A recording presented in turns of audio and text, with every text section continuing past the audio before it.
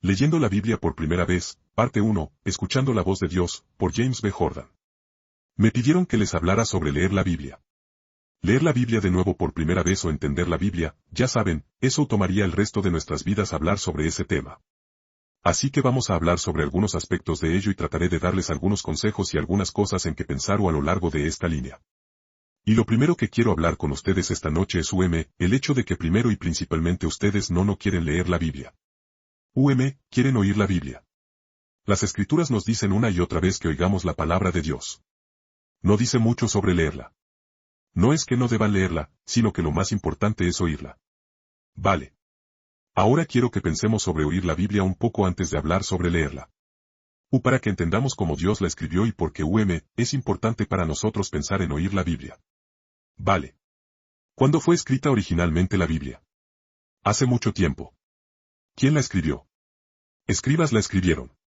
¿Podía la mayoría de la gente leer y escribir en el mundo antiguo? No. Solo muy pocas personas podían leer y escribir. Esas personas se llamaban escribas. No te serviría de mucho aprender a leer y escribir si vivías en el mundo antiguo porque no había casi nada que pudieras conseguir para leer. ¿Por qué? Bueno, no tenían papel en el mundo antiguo. Así que escribían en tablillas de arcilla. De vez en cuando huían algo un poco más cercano a lo que llamamos papel hoy, pero era realmente caro y difícil de conseguir.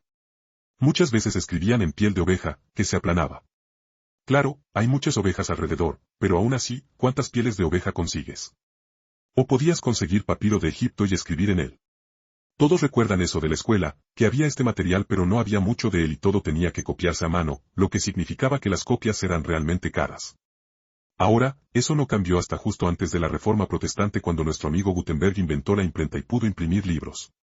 Pero eso aún no hizo los libros baratos porque aunque podías imprimir, el papel seguía siendo caro. Esperó hasta los métodos modernos de fabricación, la industria y la revolución industrial antes de que el papel se volviera barato. Y así, solo en los últimos 200 años los libros han sido lo suficientemente baratos para que la gente común los consiga. En la Edad Media, ya saben, nosotros como protestantes, cristianos de la Reforma decimos, en la Edad Media solían encadenar la Biblia en la iglesia. Bueno, claro, la encadenan en la iglesia. Alguien la robaría si no estuviera encadenada. ¿Saben? ¿Pueden imaginar lo que podrían conseguir por una Biblia en eBay en la Edad Media? Un par de millones de dólares. ¿Saben? Esto es un libro enorme copiado a mano con bonitas imágenes y todo. Si vas a tomarte la molestia de copiar cosas a mano, la decoras. Así que así. Es como obtenemos estos manuscritos iluminados. Ahora, después de todo, es la Biblia, así que queremos que se vea bien. Tomaba días copiar una página. Y aquí tienes en tu iglesia, tienes una copia. Así que claro, es bueno que puedas ir y verla, pero claro, está encadenada para que la gente no pueda tomarla. Ahora, eso es importante para que pensemos porque nos ayuda a entender que en el mundo antiguo, en el mundo bíblico, cuando se escribió la Biblia, no había copias para que la gente tuviera. Podrían tener, ya saben, claro, no estaban encuadernadas así de todos modos. Estaban en rollos individuales, pero no había muchas copias de esos. Tú como individuo no la tenías, y no sabías leer ni escribir. ¿Por qué molestarte? No había nada para leer ni escribir. No había periódicos. No había internet. No había casi nada para leer. Sabrías lo suficiente para hacer tu marca. Y podrías saber lo suficiente si tenías ganado o algo para escribir números y llevar cuentas, pero si tenías que hacer un pacto con alguien, digamos como israelita, querías arrendar tierra de tu vecino. Bueno, ustedes dos iban al pueblo y encontraban un escriba y hacían el acuerdo y el escriba lo redactaba y uno de los ancianos lo notarizaba y luego se guardaba la tablilla de arcilla en la que estaba escrito. Podrías tener una copia, tu vecino podría tener una copia, pero probablemente no. ¿Por qué deberías tener una copia? No puedes leerla. Y en cambio, se guardaría en algún lugar como un registro importante. Ahora, si ese es el caso, y si ese es el tiempo en que Dios escribió la Biblia, y si así la escribió, entonces Dios no pretendía que la gente la leyera, ¿verdad? Quiero decir, podría habernos creado como criaturas diferentes. Podría haber hecho el papel barato y fácil. Tal vez la revolución industrial habría ocurrido justo antes de que saliéramos de Egipto para que todos pudiéramos tener copias. Pero Dios estaba menos interesado. Y sé que esto es impactante decirlo así, pero tienen que pensarlo. Tienen que pensar, ¿qué significa esto? Que Dios no estaba tan interesado en que todos pudieran leer la Biblia y tener su propia copia. Lo que Dios quería era que la gente la oyera, que oyera la Biblia. Esa era la única forma de obtenerla en aquel entonces, a menos que fueras un escriba. Si eras una persona común, hombre o mujer, tenías que oírla. ¿Vale? La Biblia fue diseñada para ser oída. Ahora, al pensar en este hecho, hay varias cosas en las que queremos pensar. Una es si la Biblia no estaba destinada primero y principalmente a que la leyéramos, sino primero y principalmente a que la oyéramos. Eso nos dice un poco sobre cómo está escrita. ¿Vale? La forma en que está escrita. La Biblia no está escrita en prosa como un artículo periodístico o como una novela de Jane Austen. No está escrita así porque no fue diseñada para ser leída una o dos veces. Fue diseñada para ser oída. Y la Biblia está escrita en líneas que pueden entonarse o cantarse. Ahora, nuestras Biblias no están configuradas así. ¿Vale? Tal vez están en versículos. Esos versículos no estaban en el original. Y sé que lo saben, que los versículos y capítulos se pusieron después para ayudarnos a navegar por la Biblia. Dividir el libro de Samuel en 2 libros se hizo después. Todo esto es impuesto por seres humanos solo para ayudarnos a navegar por la Biblia. Pero originalmente no era así. ¿Pero cómo era? Algunas de nuestras Biblias modernas tienen la Biblia en párrafos. Tal vez su Biblia está en párrafos. Algunas están en versículos. Pero la Biblia no estaba escrita en prosa en párrafos. Está escrita en líneas. Vale. Líneas que comienzan con la palabra, y o algo similar a la palabra, y para que puedas oírla leída en líneas. Facilita la memorización. Y al oírla una y otra vez, empiezas a captarla porque era un texto escrito para ser oído. En el principio, Dios creó los cielos y la tierra. Y la tierra estaba desordenada y vacía. Y las tinieblas estaban sobre la faz del abismo. Y el Espíritu de Dios se movía sobre la faz de las aguas. Y Dios dijo, sea la luz. Y fue la luz. Y vio Dios que la luz era buena. Y Dios separó la luz de las tinieblas. Y Dios llamó a la luz día. Ahora empezando a cantar un poco aquí. Eso es un negocio arriesgado. Vaya. Saben, en inglés no suena mucho, pero saben cuando yo, siendo un viajero mundial, he estado en Rusia y he estado en Polonia y he oído la escritura leída en la iglesia en esas culturas y suena así. En el principio, Dios creó los cielos y la tierra estaba desordenada y vacía, y las tinieblas estaban sobre la faz del abismo, y el Espíritu de Dios se movía sobre la faz de las aguas. Y Dios dijo, sea la luz. Y fue la luz. Porque en esos idiomas, bajas la voz en la última palabra. ¿Vale?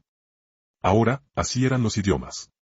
Y si entonas el texto solo un poco, que es como hacemos cuando nos emocionamos, nuestras voces suben y bajan un poco más, obtienes algo que casi es como cantar. Pero verán, cuando oyes cosas con un poco de música involucrada, lo recuerdas mejor. Les daré otro texto. Vean, estos son textos bastante simples. Los han oído antes, pero no es solo el comienzo de la Biblia el que está escrito en este tipo de líneas. Muchos otros lugares son solo otro conocido. Tengo que ir allí por si olvido algo. En el principio era el Verbo, y el Verbo era con Dios, y el Verbo era Dios. Él era en el principio con Dios. Eso no tiene pero puede notar que las líneas aún están allí. Todas las cosas por él fueron hechas, y sin él nada de lo que ha sido hecho, fue hecho. En él estaba la vida, y la vida era la luz de los hombres. Toda la Biblia está escrita así. ¿Vale? Está escrita en líneas. ¿Vale? Porque esa es la buena manera de oírla. ¿Vale? Ahora, eso les dice al menos esto, que cuando leen la Biblia por su cuenta, cuando la leen en voz alta para ustedes mismos, léanla en voz alta para ustedes mismos de esa manera y sientan ese fluir y entren en el ritmo. Ahora, ustedes son bastante entusiastas en su canto. Ahora, si esta fuera una iglesia presbiteriana, tendría que insistirles para que tuvieran un poco de ritmo en su lectura. No siento que necesite profundizar demasiado en eso con ustedes, pero hay ritmo en el texto. Realmente lo hay. Ahora, esta escritura fue diseñada para ser oída repetidamente. Verán, si no tienen su propia copia, tienen que ir a la sinagoga o a algún lugar y oír la escritura leída una y otra vez. Y enseguida la iglesia antes de Jesús, la sinagoga, se dieron cuenta de que la gente necesitaba oír toda la escritura leída. Así que idearon un esquema mediante el cual sábado tras sábado, se leían secciones del Antiguo Testamento, grandes trozos, porque no iban a casa a leerla. Y a lo largo de la historia de la Iglesia hasta la Edad Media y hasta la Reforma, encuentran que un trozo del Antiguo Testamento y un trozo de los Evangelios y un trozo de las cartas paulinas o alguna otra parte de la Biblia se lee cada domingo. Y pueden decir, bueno, eso es un poco mecánico. Ya saben, tienen este programa de lectura, un año eclesiástico, un leccionario, ¿no es eso católico o luterano o algo así? No, es simplemente pre-Gutenberg. Quieren que la gente oiga la palabra de Dios. Quieren que la gente aprenda la palabra de Dios. Quieren que la oigan una y otra vez. Y así establecen un horario donde la única persona en la iglesia que sabe leer y escribir, el pastor, hace esto. Vale. Ahora, ven, nosotros en Estados Unidos estamos acostumbrados al sí. Esquema de iglesia tipo bautista donde no tiene leccionario, bautista y presbiteriano. No, el pastor tiene sobre qué va a predicar. Ese es probablemente el único texto que oyen en el servicio de adoración porque todos se van a casa y todos tienen un programa diario de lectura bíblica, lo cual es genial, ya saben, vivir en esta era moderna mientras la iglesia madura y se desarrolla en la historia. Ahora todos pueden leer la Biblia y eso es parte del crecimiento de la iglesia y vamos a hablar mucho sobre este asunto del crecimiento y la maduración. ¿Vale? Así que volveremos a eso. Pero todo esto es bueno. Pero ven, antes de hace 200 años, ese tipo de iglesia no tenía mucho sentido, ¿verdad? Se preguntan por qué solo en los últimos 200 o 300 años las iglesias se han desarrollado sin leccionarios. Es porque solo en los últimos 200-300 años la mayoría de la gente era alfabetizada. No tenía sentido que fueran alfabetizados antes de ese tiempo. Era una pérdida de tiempo saber leer y escribir en el mundo antiguo o en el mundo medieval o incluso en el mundo moderno temprano. Era como tener un doctorado en física. Es un poco complicado. Si alguna vez vuelven y miran cómo se veía la escritura antigua, no ponían espacios entre palabras. No escribían las vocales. Solo tenías una serie de marcas. Pero si eras, ya saben, un experto en lectura, sabías cómo ver, cómo establecerlo. Sabías qué vocales iban con ello. Sabías dónde estaban las divisiones. Sabías todo eso porque estabas realmente entrenado en ello. ¿Vale? Leer y escribir era más complicado entonces que ahora solo en términos de cómo se escribía. No, la escritura fue diseñada para ser oída una y otra vez. Y ahora perdemos un poco. Ven, si están en una iglesia donde solo oyen un pasaje de la escritura leído el domingo y una predicación sobre él, ya no la oímos lo suficiente. Nos hemos enamorado tanto de la lectura y de que todos lean la Biblia por su cuenta, que no la oímos lo suficiente. Pero fue diseñada para ser oída y oída una y otra vez. Ahora, eso nos dice algo más sobre cómo está escrita la Biblia. La Biblia no fue escrita para ser entendida la primera vez que la lees. ¿Vale? Fue diseñada para ser oída una y otra vez y empezar a tener sentido para ti. Ahora, déjenme darles algo que no está en la Biblia. Así que, tendrán que escucharlo, ¿vale? Este es un poema de Robert Frost. ¿Vale? Parando junto al bosque en una tarde nevada. Voy a escuchar el poema. Algunos de ustedes han oído este poema antes, y eso es bueno. ¿De quién es este bosque? Creo que sé. Su casa está en el pueblo, sin embargo. Él no me verá detenerme aquí para ver su bosque llenarse de nieve. Mi pequeño caballo debe pensar raro detenerse sin una granja cerca entre el bosque y el lago helado. La noche más oscura del año. Él da un sacudón a las campanas de su arnés para preguntar si hay algún error. Los únicos otros sonidos el barrido del viento fácil en el copo plumoso. El bosque es encantador, oscuro y profundo. Pero tengo promesas que cumplir y millas por recorrer antes de dormir y millas por recorrer antes de dormir. ¿Ahora oyes ese poema una vez y de qué se trata? Un tipo anda por el bosque. Está nevando. Empieza a sentir ya sabes, esto es agradable y placentero. Se detiene, mira el bosque llenándose de nieve. Está oscuro. Finalmente, su caballo se sacude un poco y dice, oye, ¿qué pasa, hombre? Pero está disfrutando del bosque y sería bueno detenerse ahora mismo e irse a ese bosque y dormir. Pero no, tengo deberes y obligaciones que cumplir y millas por recorrer antes de dormir y millas por recorrer antes de dormir. ¿Por qué lo dice 2 veces? Solo cuando lo piensas y lo oyes, empiezas a darte cuenta de que en millas por recorrer antes de dormir, la segunda vez significa y años por vivir antes de morir. Pero si oyes el poema de nuevo, podrías notar otras cosas allí que no notaste la primera vez. ¿De quién es este bosque? Creo que su casa está en el pueblo, sin embargo, ¿qué casa? Él no me verá detenerme aquí para ver su bosque llenarse de nieve, ¿o lo hará? Podrías hacerte esa pregunta. Depende de quién sea la casa. Mi pequeño caballo debe pensar raro detenerse sin una granja cerca entre el bosque y el lago helado. La noche más oscura del año. Espera un minuto. ¿Qué es la noche más oscura del año? Es el solsticio de invierno. ¿Qué día es ese? Está muy cerca del 25 de diciembre, ¿no? Vale. De repente, al repasar el poema de nuevo, captas más cosas.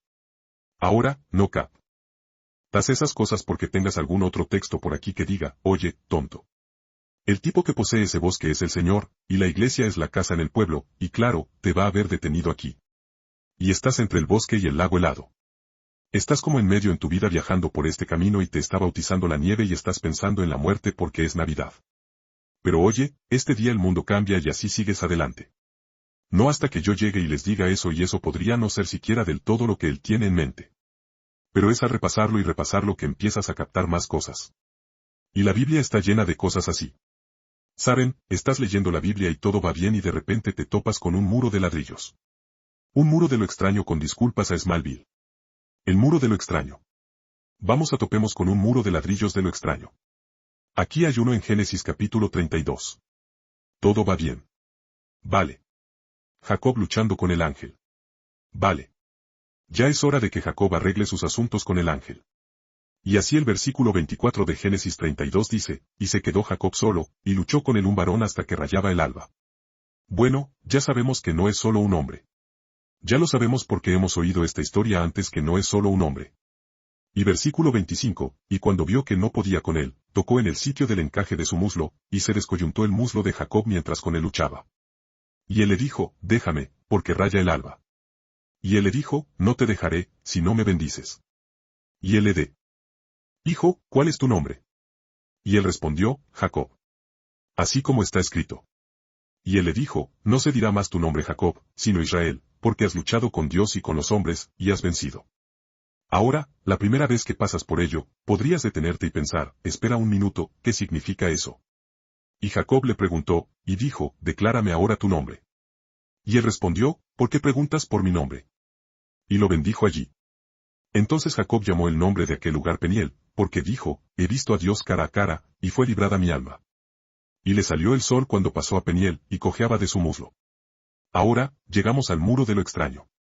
Por esto no comen los hijos de Israel, hasta hoy, del tendón que se contrajo, el cual está en el encaje del muslo, porque tocó a Jacob este sitio de su muslo en el tendón que se contrajo. Bueno, ahora eso es obvio, ¿no? Claro que no lo comían. ¿Qué harían? Nunca se les ocurriría comer esa carne.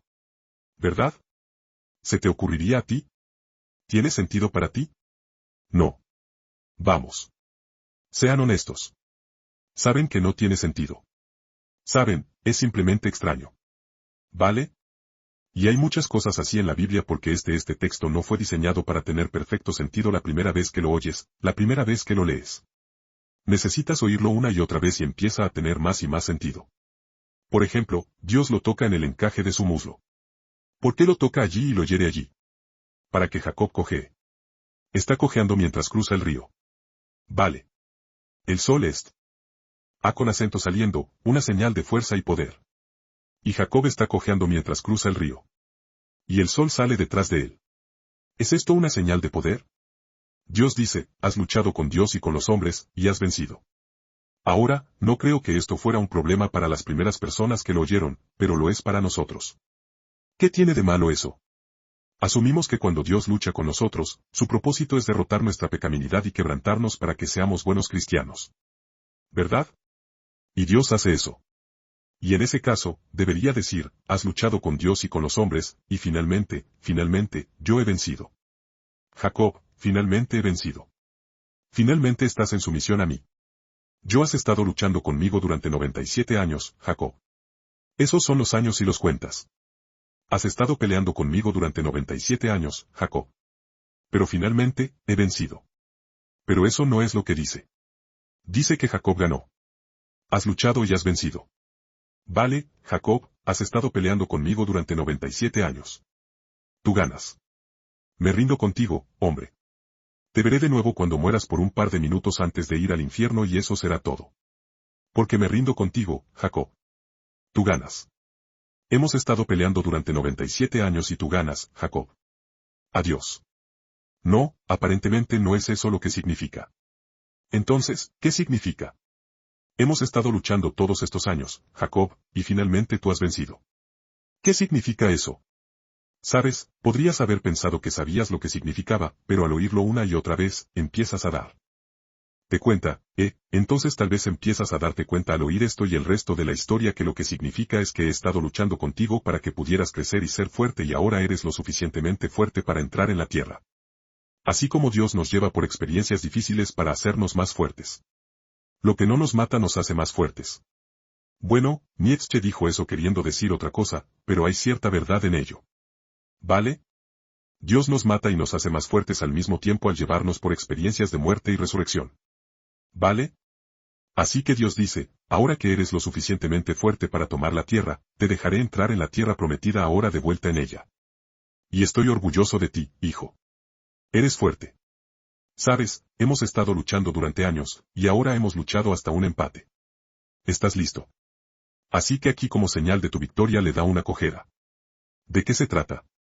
La Biblia no es inmediatamente transparentemente obvia la primera vez que la lees. Solo al repasarla, empiezas a recordar, ¿eh? Bueno, Abraham fue circuncidado por aquí, y esa fue la señal de su nuevo llamado. Ahora, justo al lado del mismo lugar, Jacob recibe una herida. Ahora, la circuncisión, ya sabes, duele, pero sana después de un par de días. Pero esta es permanente. Nunca podrá caminar bien de nuevo. ¿Qué significa eso? No puede correr. No puede luchar. Si una oveja se escapa de su rebaño, no puede correr para alcanzarla. Imagina una pequeña oveja saltando por ahí. Aquí está Jacob tratando de atraparla. Ya no puede hacerlo. Así que tendrá que ser capaz de decirles a otros que lo hagan, como sus hijos. Tendrá que gobernar y ejercer dominio a través de sus hijos. Y la única forma en que podrá gobernar y ejercer dominio es por sus palabras. Antes podía azotar a esos chicos, ahora no puede. Antes podía agarrar esas ovejas, ahora no puede. Es solo por su palabra que podrá ejercer dominio. Eso es un poco más duro, un desafío un poco más maduro. Y va a ser bastante difícil porque esos hijos suyos no van a hacer lo que él dice. No por mucho tiempo. Bueno, vale, eso lo hemos entendido. O al menos yo les he dado las respuestas. Podríamos haber leído, ya saben, el libro de Génesis 10 veces y ustedes empiezan así, eso es. Eso es lo que pasa aquí. Él tendrá que ustedes, ya no podrá ejercer su dominio con actividad física. Tendrá que ordenar a sus hijos y persuadirlos. Eso es mucho más difícil. Pasará de ser un gobernante real a un gobernante profético solo por la palabra. Así como solo por la palabra, Dios trajo el mundo a la existencia. Así que de ahora en adelante, solo por la palabra, Jacob gobernará este mundo. Eso lo hace más maduro, más parecido a Dios de lo que era antes. Está madurando. Así que vale, el sol salió justo cuando cruzaba. Así que esto de una manera paradójica, esta cojera que lo hace físicamente débil es una señal de su verdadera fuerza. ¿Por qué el sol en el libro de Génesis es un símbolo de qué? Ahora, al leer Génesis una y otra vez, al oírlo leer una y otra vez, oímos la lumbrera mayor para que señorease en el día, y la lumbrera menor para que señorease en la noche. El sol es un gobernante. Jacob es un gobernante. La noche ha terminado y viene la lumbrera mayor y él es así. Gobernará esta nueva tierra a la que entra de alguna manera a través de sus hijos a menos que se lo arruinen, lo cual hacen. Vale, genial. Jacob es maduro. Es un gobernante. Dios le da una cojera, una herida en el pie. Mejor una herida en el pie que en la cabeza, ¿verdad? Quiero decir, es lo que dice en Génesis 3. ¿Sabes, o te aplastan el talón o la cabeza? ¿Cuál preferirías? Yo prefiero que me aplasten el talón. Vale. Así que tiene el talón, tiene la cojera. Eso es una señal de su nueva fuerza de que está gobernando. Por esto no comen los hijos de Israel, hasta hoy, del tendón que se contrajo, el cual está en el encaje del muslo, porque tocó a Jacob este sitio de su muslo en el tendón que se contrajo, ¿verdad? ¿Está claro? Realmente no necesitábamos ese versículo, ¿verdad? Hubiéramos sabido al instante que claro que no comerían ese pedazo de carne. Es obvio. ¿O no? Saben, si eso no es obvio para ti, entonces obviamente no estás siguiendo la Biblia. Ven, la Biblia está siguiendo una línea. Tiene una línea de pensamiento aquí. Y esa línea de pensamiento nos lleva directamente sí, Dios tocó a mi papá justo aquí. Y así de ahora en adelante, si mato un ciervo o una oveja, no comeré ese músculo porque mi papá fue tocado en el músculo de su cuerpo que es similar al de ese cuerpo. Eso está claro. No dice que Dios ordenó a los hijos de Israel no hacerlo. Dice que simplemente sabían no hacerlo.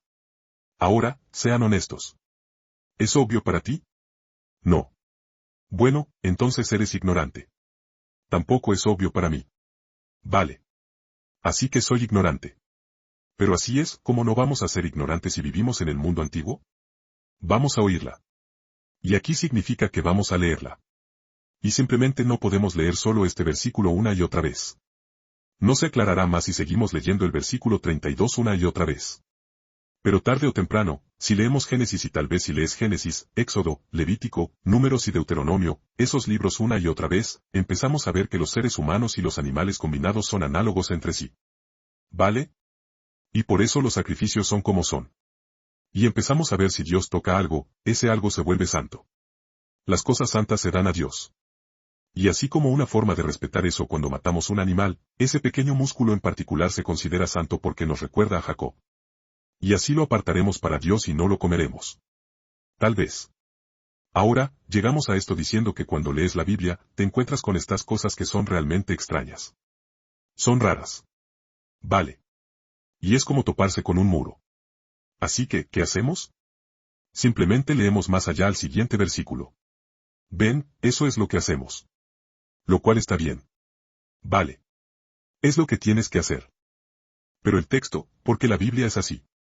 Si lees un artículo periodístico, no es así. Si lees una novela, a menos que sea de Gene Wolfe, no es así. ¿Vale? La mayoría de las novelas, ya sabes, no te golpean de repente con algo completamente extraño y luego tienes que superarlo. No. Pero la Biblia es así porque la Biblia fue escrita para ser oída una y otra vez. Así que tenemos que recordar eso cuando nosotros mismos leemos la Biblia o la estudiamos para entender que no será obvio lo que significa la primera vez que la leas o tal vez incluso la 20ª vez. Así que esas son algunas de las implicaciones del hecho de que la Biblia fue escrita para ser oída. Vale. Oída. Está escrita en líneas. Y cuando la leemos, necesitamos pensar en eso. Oír esas líneas porque eso dará forma a veces a cómo oímos lo que hay, lo que captamos. Y necesitamos ser conscientes de que necesitamos oírla una y otra vez. Pero hay otras cosas sobre oír la Biblia en las que deberíamos meditar. Hay algunas diferencias importantes entre oír y ver. Ver nos da un tipo de información. Oír es completamente diferente. Ahora si todos ustedes cerraran los ojos por un momento. Solo cierren los ojos. Dije cierren los ojos. Algunos de ustedes no están cerrando los ojos. Solo quiero que cierren los ojos. Y ahora abranlos de nuevo. Vale. Ahora, imaginen que estaban leyendo la Biblia y decidieron que no les gustaba lo que estaban leyendo y simplemente cerraron los ojos y desapareció. Cuando cierro los ojos, desaparece. No lo veo. Ahora, quiero que cierren los ojos de nuevo. Todos los ojos cerrados, todas las cabezas inclinadas, todos los ojos cerrados. Cierren los ojos. Ahora, cierren los oídos para no oír nada. Los ojos están cerrados, no pueden ver nada. Los oídos están cerrados, no pueden oír nada. Pueden abrir los ojos de nuevo. ¿De acuerdo? Ven, no pueden cerrar los oídos. ¿Y saben lo que eso significa? Eso significa que no pueden parar. No pueden detenerme. Yo estoy a cargo. ¿Qué? Oír tiene autoridad. ¿Vale? Cuando escuchas a alguien, estás cediendo autoridad a esa persona. Te estás sometiendo a la autoridad. Me siento bien ahora porque ahora mismo tengo autoridad. La única forma de alejarte de mí es salir de este edificio a cierta distancia. Puede que no te guste como luzco. Puedes cerrar los ojos y no mirarme. Pero no hay nada que puedas hacer sobre lo que estoy diciendo. Si no te gusta lo que digo, solo tienes que seguir escuchándolo o huir. Oír tiene eso. Y en una conversación, cedemos autoridad del uno al otro. Por eso es tan grosero interrumpir a alguien. ¿Vale? Escuchas educadamente lo que dice esa persona, le permites tener cierta autoridad, luego esperas que te escuchen. Así funciona. Esto es solo un poco de autoridad, pero sigue siendo algo de autoridad. Cuando lees la Biblia no viene a ti con autoridad. Es como leer cualquier otra cosa. Ahora, puedes y te dices a ti mismo, vale, esta es la palabra de Dios. La estoy leyendo. Tienes que decirte es. O, cuando oyes la escritura leída en voz alta, ineludiblemente, viene con cierta autoridad porque entra por tu oído. Esa es la diferencia entre tu oído y tu ojo. Tu ojo, tú controlas lo que ves. Tu oído, no tienes tanto control. Otra distinción entre oír y ver es que leer es un acto aislado. Cuando tú lees la Biblia, estás solo. Es solo tú y la Biblia. Pero cuando la oyes, estás con otras personas. Oír crea comunidad. Leer crea aislamiento. Ahora, ¿hay algo malo en leer solo? Vale. Pero es un acto solitario. Y las personas que nunca se reúnen con otras personas y nunca oyen la palabra leída o predicada, son el tipo de personas que no pueden llevarse bien con nadie más, ¿verdad? Porque gradualmente se vuelven hiperindividualistas. Mientras que oír crea comunidad, lo hace. Puede ser una comunidad en guerra consigo misma si me pongo aquí y digo que este tipo de canto es terrible. Vale. Algunos de ustedes dirían que tienes razón. Lo es. Y otros dirían, oh, no. Y luego tendríamos una pelea. Sería una comunidad que lucha entre sí porque todos oyeron lo mismo. Y no estoy diciendo eso, ¿vale? Pero oír es social. Hace que la iglesia entre en existencia. Así que Dios quiere que su palabra sea oída porque cuando la oyes, viene con autoridad. Y cuando la oyes, crea comunidad. Y solo leerla tú solo, no necesariamente tiene autoridad y no tiene comunidad. ¿Verdad? ¿Me siguen? ¿Me entienden aquí? Es algo profundo. Pero tenemos una cosa más aún más profunda que decir al respecto. Y es que lo que entra por tu ojo es impersonal. Es que tu ojo fue hecho por Dios para la ciencia, para evaluar el mundo de las cosas. Con mi ojo, veo cosas como esta cosa aquí en la primera fila. Es solo una cosa. Viste de cierta manera. ¿Es masculino o varón más bien? Masculino tiene que ver con sustantivos. Varón tiene que ver con seres vivos. Es un varón. Viste de cierta manera como algún tipo de sacerdote. Y es calvo en su mayoría. Y hay otras cosas que puedo decir, pero, ¿saben qué? No sé nada sobre él como persona con solo mirarlo. Nada excepto bueno, realmente no sé cómo es su personalidad en absoluto. Solo cuando habla y lo oigo es que oigo algo sobre una persona. Es solo a través del oído que aprendes sobre las personas. Me miras y dices que tiene barba. Eso es porque es un hippie. Bueno, tal vez esa no sea la razón por la que tengo barba. Tal vez tengo barba porque tengo una erupción terrible en la cara. Y así para proteger sus ojos del horror de verme como realmente soy, me dejé crecer esta barba bondadosa para cubrirlo. Tal vez tengo barba porque mi esposa quiere que tenga barba. Tal vez tengo barba porque soy vanidoso y quiero tener barba. Pero puedo garantizarles que no es porque sea un hippie. ¿Vale? Hay muchas razones por las que podría verme así, pero cuando empiezo a hablar, empiezas a aprender cosas sobre mí. Empiezas a aprender si soy sarcástico y feo. Puedes decir si estoy de buen humor o mal humor. Al menos tu esposa suele darse cuenta. O, haciendo pucheros de nu. Evo, No estoy haciendo pucheros. No estoy haciendo pucheros. Ah, sí. Tu voz le dice a todos todo sobre ti. Cuando oyes la palabra de Dios en voz alta, oyes la voz de Dios y te familiarizas con la persona de Dios. Si no la oyes en voz alta, no recibes a la persona. Por eso la erudición es peligrosa. Por eso los seminarios teológicos son peligrosos. Por eso un enfoque académico de la Biblia es peligroso porque todo es silencioso y la Biblia se convierte en una cosa. Una cosa que analizamos. Ahora, yo me gano la vida con esto. Así que puedo decirles que esto es un peligro. ¿Vale? Y así, está bien analizar la Biblia, pero tengan cuidado. La Biblia puede convertirse en una cosa en lugar de la voz de Dios que estoy oyendo. Y es una voz compleja. Quiero decir, Dios tiene muchas voces. Es voz infinita. Tiene riqueza en su voz. Tiene una voz como la del Cantar de los Cantares y una voz como la del Salmo 6 y una voz como la del libro de Apocalipsis. Pero es toda la voz de Dios. Y les muestra su persona porque se supone que tenemos una relación personal con Dios, no solo un montón de ideas sobre Dios. Y por eso oír es importante. Vale. Oír tiene autoridad, la autoridad de Dios. Oír crea una comunidad. Oír revela personas. Ver no lo hace. Ver es lo que controlo.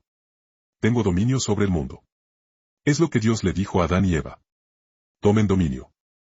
Y mi ojo es el órgano del dominio. Mi oído es el órgano de la sumisión principalmente. Pero no es solo eso. Es que hay ciertas palabras. Ese que se repiten una y otra y otra y otra vez donde podrías querer algo de diversidad. Y de hecho, generalmente cuando traducimos la Biblia, empezamos tratando de cambiar esas palabras y dar algo de diversidad en nuestro inglés, lo que nos confunde porque sería bueno saber que es la misma palabra que se usa cada vez. No, está escrita en una especie de lenguaje escribal particular que no es realmente tan inusual. O estas son un grupo particular de personas, esas pocas personas que saben leer y escribir y la escriben en un lenguaje escrito diseñado para ser como cantado en voz alta. Eso no es lo mismo que el hebreo hablado ordinario. Es lo suficientemente similar si conoces el hebreo hablado ordinario, lo que llamamos un lenguaje Parole, P-A-R-O-L-E. Si conoces ese tipo de hebreo, ciertamente puedes entender la Biblia cuando se lee en voz alta. Pero así como Shakespeare no suena como inglés conversacional en la época isabelina, tampoco la Biblia está escrita en hebreo conversacional de la época del Antiguo Testamento. ¿Vale? Está escrita a un nivel un poco más alto que eso. Y está escrita en un lenguaje un poco más restringido, un poco más técnico. Así que hay ciertas palabras técnicas que se repiten. Ahora, ¿qué significa eso para nosotros? Bueno, dice algo sobre cómo traducimos la Biblia. Algunas traducciones más antiguas como la King James o tal vez la New King James son más cuidadosas en este aspecto que algunas de nuestras versiones modernas más fáciles de leer. Ahora, Cr. Creo que es bueno tener una versión más fácil de leer como la nueva versión internacional para empezar a leer a veces. Si realmente quieres entender la Biblia, debes dejar eso a un lado y conseguirte algo que sea un poco más estricto que puedas leer en voz alta y oír. Pero otra cosa que esto significa es que la Biblia fue escrita, asume que hay una clase de maestros y guías profesionales para ayudarte a entenderla. Eso era cierto en los días de Israel. Cuando Dios escribió la Biblia, la mayoría de la gente no podía leerla. La mayoría de la gente no podía estudiarla por su cuenta. Pero Dios la escribió de una manera que asume que hay algunas personas que realmente estudian esto mucho y que te ayudan a entenderla. Ahora, ellos no tienen autoridad absoluta. Vale, estos maestros y predicadores, bueno, yo sí, pero la mayoría no. No, eso fue solo una broma. Ahora, no se molesten. Pero si actúan como guías. Y ven, como estadounidenses, realmente no nos gusta mucho esa idea. Ya saben, ¿realmente necesito a alguien que me ayude? Sí, lo necesitas. Porque estás ocupado todo el día haciendo otras cosas. Hombre, todo lo que este hombre hace es estudiar la Biblia todo el día. Bueno, no realmente. Pero se supone que sabe más que tú. Y lo hace. Va a aprender algo de hebreo. Va a aprender algo de griego. Va a llevarlo a casa en este lenguaje del templo. Va a pasar tiempo familiarizándose realmente con él. Y luego puede ayudarte a entenderlo. La Biblia no fue escrita para que la leas solo. Fue escrita para que la leas en comunidad, oyéndola con otras personas. Y fue escrita para que la leas con la ayuda de un experto. No un sacerdote, pero al menos un experto. Ya saben, alguien que está una pulgada más alto. ¿Vale? Asume eso. Lo siento. Eso es un poco ofensivo para la gente moderna, pero es un hecho. Si vas a leer realmente la Biblia, quieres estar con otras personas, quieres tener la ayuda de algunos expertos. Es como Dios lo estableció. Dices, bueno, ¿y si el experto me engaña? Bueno, ¿y si te engañas a ti mismo? Sabes, ninguno de nosotros va a entenderlo absolutamente bien. Aquí, si quieres aprender hebreo, puedes hacerlo. Y luego cuando quieras saber qué significa esta palabra hebrea en particular aquí en la Biblia, ¿qué vas a hacer? Vas a buscarla en un diccionario hebreo. ¿Y quién escribió eso? ¿Algún experto que tiene un doctorado en lenguas semíticas del noroeste? Bueno, ¿puedes confiar en él? Bueno, no sé. Podría ser liberal. Podría ser católico. Podría ser presbiteriano. ¿Quién sabe qué es? ¿Dónde se detiene? En algún punto, hay algunas personas con un poco más de conocimiento que tú. Incluso hay personas con más conocimiento que yo. Y tengo que confiar en ellos. De hecho, todo lo que hago, lo obtuve de alguien más. Así que la Biblia está escrita con eso en mente. El periódico no lo está. Mira, cuando lees el periódico, no necesitas que nadie te ayude a leerlo. Ahora, si realmente crees que esos documentos que Dan Rather mostró en TV son auténticos, si necesitas ayuda. Pero y no estoy diciendo por quién voto, pero si digo mira, lo falso es falso. ¿De acuerdo? Podemos decir eso. Pero incluso si Dan no quiere creerlo. De acuerdo. Pero en su mayor parte, esa literatura no está escrita con la suposición de que tendrás una guía. La Biblia está escrita con la suposición de que tendrás una guía.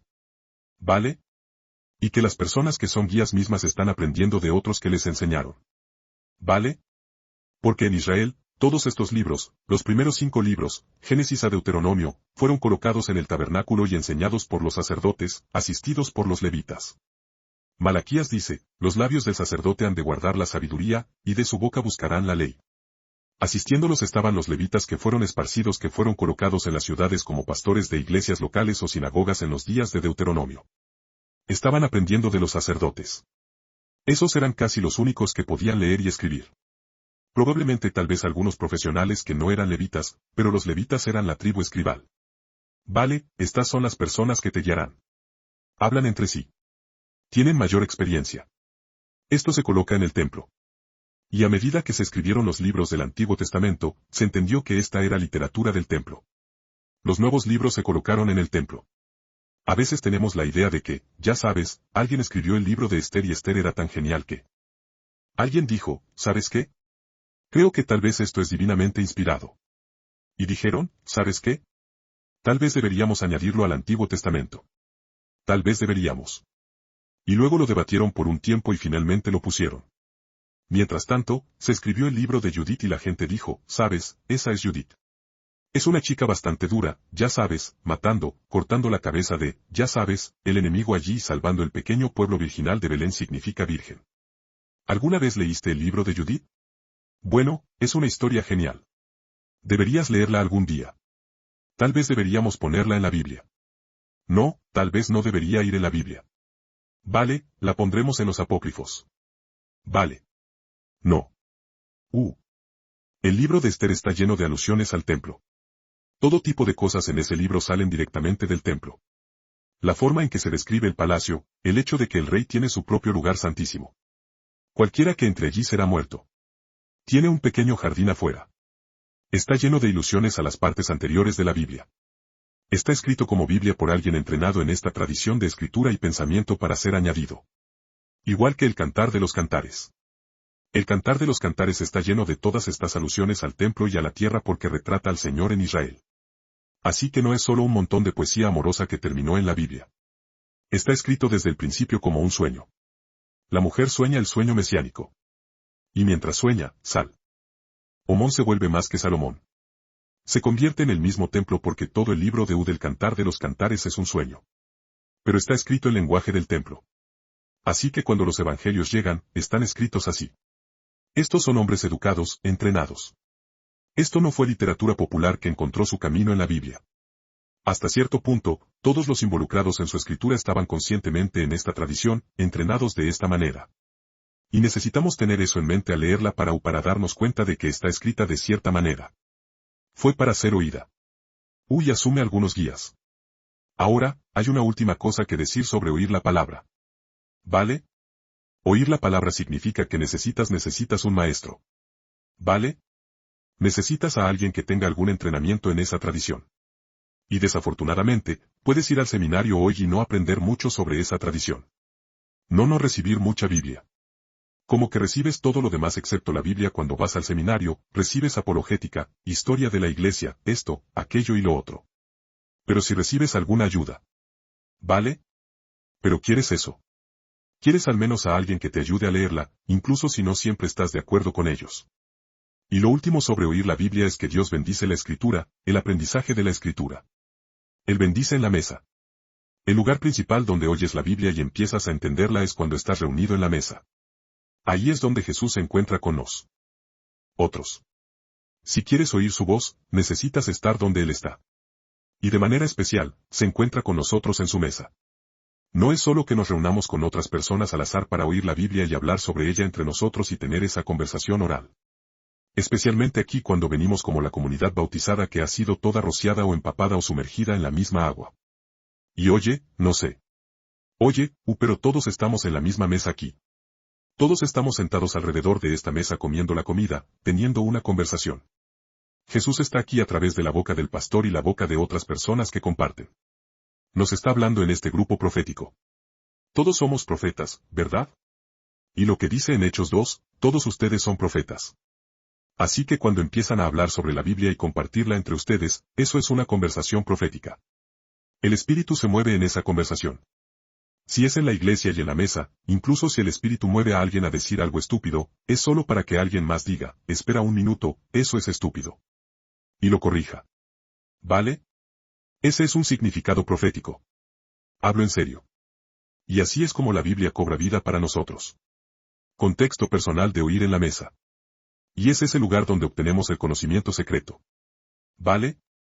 Todo el mundo en el mundo quiere el conocimiento secreto. Bueno, la Biblia es el conocimiento secreto. Eso es lo último que quiero decir a modo de introducción en términos de leerla. No es como un artículo periodístico. No es como una novela. La Biblia es conocimiento secreto. Tienes que ser iniciado en los misterios para obtener el conocimiento secreto que hay aquí. ¿No es genial? Oye, estoy a favor. Excepto que suena como algún tipo de religión de culto misterioso. Bueno, esta es la verdadera religión de culto misterioso porque el misterio se revela aquí. ¿No es así? ¿Qué? Bueno, ¿de qué estoy hablando? Estoy hablando de lo que Jesús quiere decir cuando habla de las parábolas. Toda la Biblia es como una parábola. Puedes leerla y malinterpretarla por completo. Así como Jesús dice, estoy contando estas parábolas y solo los va a confundir. Pero ustedes por aquí, si lo piensan, los hará sabios. Ahora, hay un gran error sobre las parábolas por ahí. La gente dice que las parábolas son historias simples que Jesús contaba para ilustrar puntos básicos. No, las parábolas son historias paradójicas y difíciles. Si solo parecen simples, cuando empiezas a mirarlas, encuentras cosas raras y luego wow, espera un minuto. Pero si has sido iniciado en la verdadera comunidad y estás en la mesa y estás con los santos y el Espíritu está obrando mientras trabajas en esas parábolas y toda la Biblia porque eso es solo un modelo de cómo es toda la Biblia. Empezarás a obtener sabiduría. Si no estás allí, empezarás a confundirte. Ahora, de ahí viene el liberalismo. El liberalismo viene de tipos en universidades estudiando la Biblia. No están en la mesa. No les importa su bautismo. O no están con la gente común. No se sientan con gente común y hablan de la Biblia porque la persona más común en esta sala ocasionalmente tendrá una idea que el resto de nosotros necesita oír. Tal vez incluso más ideas que algunos del resto de nosotros necesitamos oír. Nunca se sabe. Les contaré una historia sobre eso en un segundo. Pero este es el conocimiento secreto. Es un misterio que ha sido revelado. Los testigos de Jehová pueden leer la Biblia y nunca entenderla. Nosotros podemos, pero solo si estamos aquí. Solo si la estamos oyendo, solo si la estamos leyendo en comunidad. Solo si recibimos un poco de guía de aquellos que están adelantados en el conocimiento o que tienen un llamado especial. Así que esas son las cosas que quería hablar primero con ustedes es este contexto de oír compartiendo en la mesa en la iglesia porque este es un libro sacerdotal y esas son cosas que debemos tener en cuenta. Iba a contarles una historia hace unos años en realidad estaba dando una conferencia sobre estos mismos temas en una iglesia presbiteriana reformada Providence en St. Louis, la iglesia de Jeff Meyers. Algunos de ustedes probablemente conocieron o oyeron a Jeff. Bueno, estaba ilustrando con una comida limpia e inmunda. Y hablé de cómo los animales inmundos son como la serpiente. Viajan sobre su vientre y comen tierra. Dios maldijo a la serpiente a viajar sobre su vientre y comer tierra. Y los animales inmundos no tienen zapatos, ya ven.